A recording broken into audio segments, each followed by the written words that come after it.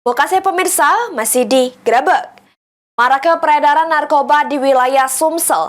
Kapolda Sumsel mengingatkan para personilnya untuk tidak melok terlibat jeru peredaran narkoba maupun make barang haram tersebut. Kapolda bakal nindak tegas bagi personil yang terlibat.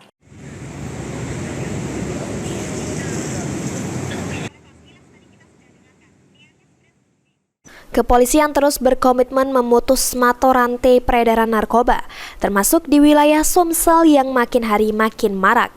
Terbukti beberapa pengedar sudah ketangkep Direktorat Reserse Narkoba Polda Sumsel.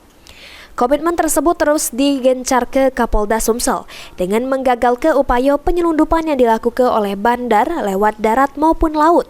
Tak cuma pengedar, kurir, ataupun bandar yang ditindak tegas.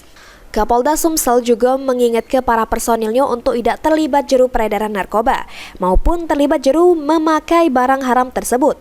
Dengan tegas Kapolda juga bakal nindak tegas personil yang terlibat.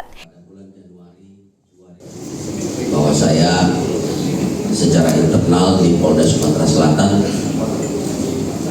saya selalu mengingatkan kepada personil saya ya, untuk jangan sekali-sekali terlibat dalam peredaran gelap narkoba ini ya.